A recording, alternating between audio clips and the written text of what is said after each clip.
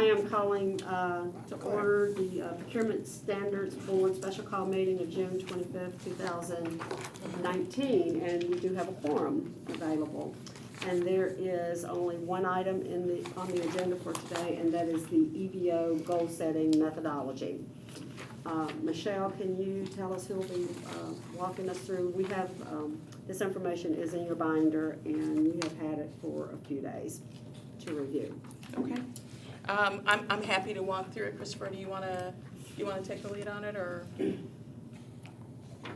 I will recognize whomever needs to be recognized to walk us through the methodology. Okay, great. Okay. Mr. Wood, the floor is yours. So the goal setting methodology is based on the information that was included in the disparity study, based on the relevant market availability of minority women subcontractors. The calculation that considers the different work items specific to each project or solicitation that we will be receiving in procurement. And so if you look at the detailed example that we have here, that is an example for this project estimate of $750,000. There's going to be different items that are inquired in this solicitation. And so there's going to be clearing, grubbing, site prep, general building construction, and landscaping. So when we look at this, the percentages start with the clearing and grubbing. There's 20 available firms in the relevant marketplace that can do this work.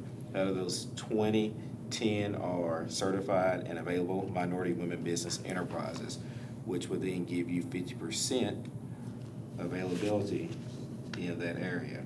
Then you look at the estimated value for that is $50,000, and then 25. So that would mean 25,000 would be the dollar amount that is available for that. Then as we move down to the next item with the site prep, it again identifies 15 total firms that can do site prep. Out of those 10, 3 are minority and women businesses, which is 20% for that work item. And then it just goes down as we see up to the general building construction, 50 available firms, 20 available to do that, and then landscaping, 35 available, 15 minority and women that can do that. So when you do those totals, it's 120 available firms total for the solicitation. 48 are minority and women businesses. And so as we talked about at the beginning, $750,000 was the total value of this solicitation as an estimate. And of those 40 available minority and women businesses, it equates to $287,857, which is 38.4% for this solicitation would be the goal for that. These are just points of clarification. I think I know the answer, but I'm going to just say it just so that it's on record. The commodity codes that you're using are NIGP or something different? They're the United Nations Standard Products and Services Classification, so the UNSPSC. Okay. We've been using that since 2012. Okay. And why is that the appropriate indexed or system one to use? I think that there's, well, for this methodology, I don't know necessarily that the commodity coding system that you use is as relevant, whether it's the UNSPSC or the NIGP or the NAICS or some other coding system. They all have descriptive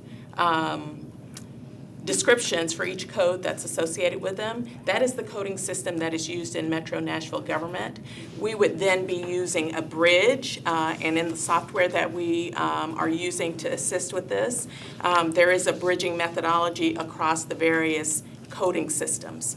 So if somebody's certified, and their commercially useful function is clearing and grubbing, we're going to see a bridge on the NAICS description to the UNSPS actual commodity code number. And so we'll be able to get to it that way. So the type of index that you use, I think it's going to vary. Like the state of Tennessee uses NIGP, we use UNSPSC, but we'll have the descriptions, and what will happen is that we'll receive from the proponent or procuring departments the very specific work items that they recognize or estimate to constitute the work. And we know that, the availability for landscaping is going to be different than the availability for general construction. And so we would then be identifying the available firms based upon those descriptions and the commercially useful functions that are identified for the M and WBEs. Were these availability numbers just kind of made up, or is that based on? This is just an example. Okay. Yeah, it's just to give you guys something to work from in terms of understanding how the method would work. Okay, and is this the method that is proposed? Is this a standard method in the industry, or just something that you said, this looks good? This is it's a standard method in the industry. It is actually the methodology that the metropolitan government has been using for the last several years to set goals on federal DBE projects. The goal-setting methodology has been approved by the Tennessee Department of Transportation for that purpose. And our law firm and public policy consulting firm that did our study and helped the law department with the ordinance has also reviewed and approved the methodology as being consistent with the intent of the code. So how does this calculation work with the work of the goal-setting committee? So what'll happen is what was requested in the budget was funding for a procurement data officer. And one of the primary functions of that procurement data officer will be to manage the whole goal-setting process. It is a mathematical process based on a formula that you all will review and hopefully approve. The software that will be used, they've already confirmed that, their system supports this software and is consistent with what they, provide to clients in other jurisdictions. That procurement data officer will work with the departments to receive information related to the project, and then they will develop those goals based upon the work items and the estimates using this methodology.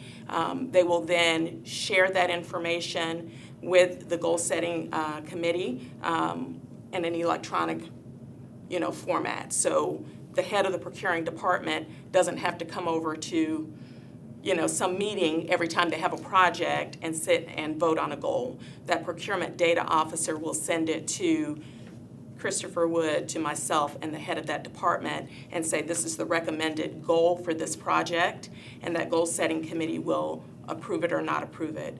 The hope is that since it is based upon a methodology that has been approved by this board and goal setting is required by the code and the regulations, that they will absolutely approve the goal that's set.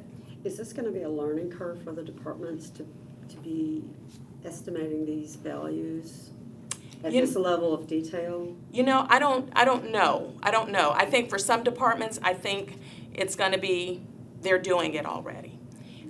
For some departments, I think that they've not really given much thought to how they come up with their project estimates. I think that this will serve a couple of, beneficial purposes for us. I mean, it's going to really force departments to be thoughtful about the estimates that they present related to their projects and how they've derived those estimates. For departments that have federally funded projects, the Parks Department, Public Works, Planning, they are accustomed to having this imposition on their projects that are federally funded. It raises a question for me, and that it would help me if you all would kind of walk it through so that I can understand it as we go through the look at approving this. So what comes to my mind is the early Head Start services that's provided by one of the partner locations. So that's a bid. The contract is worth about $600 and something thousand. So that's very different from a construction project. This is a professional services. How would a formula like this work in the situation where the services that are being provided, there's a certain type of criterion that has to be met? So how would we, in looking at the formula, we could say there are 1,200 potential child care providers in Davidson County that could offer this service. But we also know very clearly that 1,200 of them can offer this service.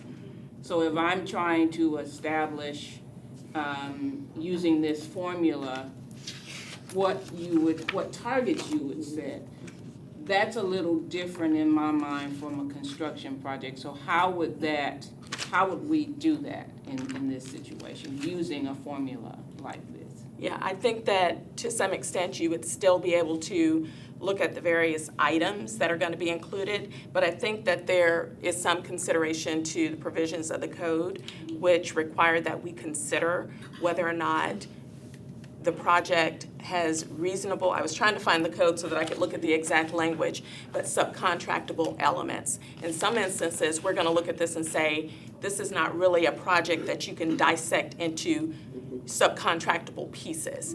And the code gives us some discretion or gives me some discretion to look at that and make a decision based upon that information about the applicability of the program.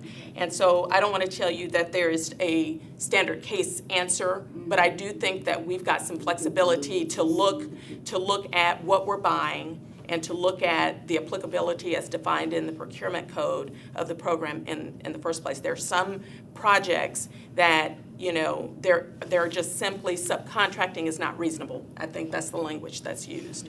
That's helpful, because the other day I was looking at something and then looking at this and thinking about, okay, if we're contracting for delivery of early Head Start services, how would we do something like that? How does this even work with trying to set, because there is no breaking down of that contract. It's simply you are the provider of that service. Right. It's different from some of the other stuff we do, like equipment and those types of things.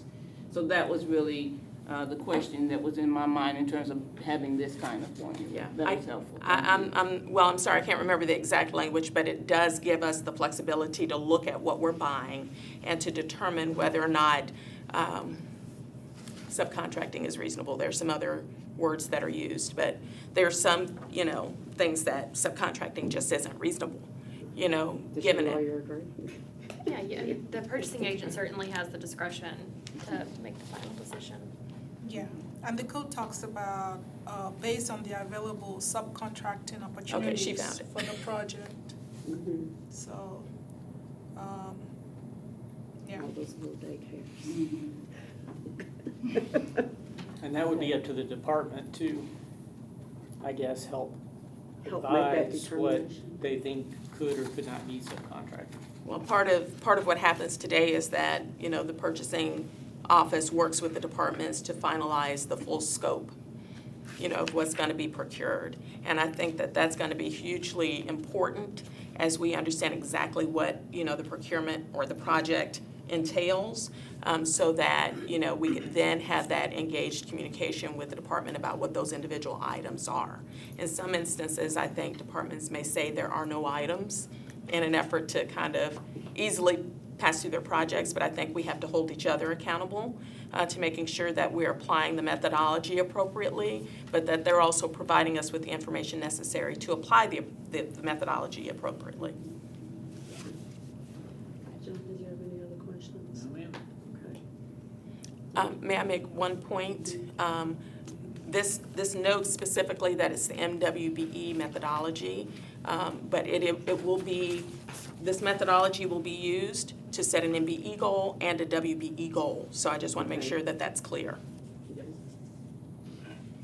any other questions? I don't. It was really just the professional services piece, and especially the early Head Start part of it.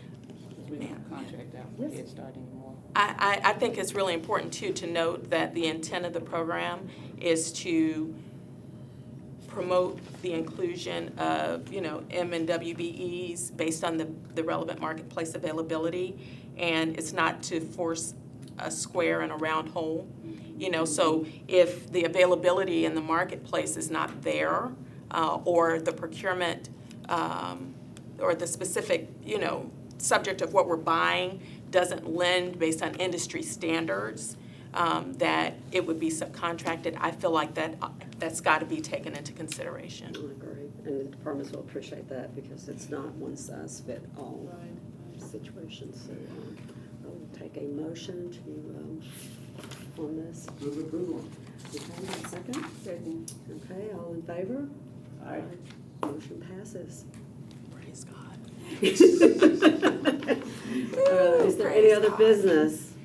That's not, with that being said, I'll move for adjournment. Thank you all very Thank you all much. for coming. I appreciate the flexibility. Okay.